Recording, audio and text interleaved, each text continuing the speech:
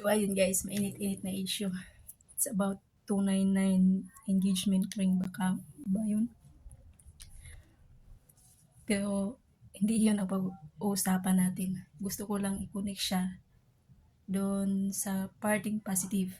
Speaking of 299 engagement ring, kung napag-ipunan sana ni Boy sa loob ng 8 taon, kahit piso, kasi sa loob ng isang taon may 365 days tayo eh. I-times natin yan ng 8 taon, so may ano siya, 365 times 8, so may 2920 siya. Mas lamang ng konti doon sa 299 engagement yung binili niya.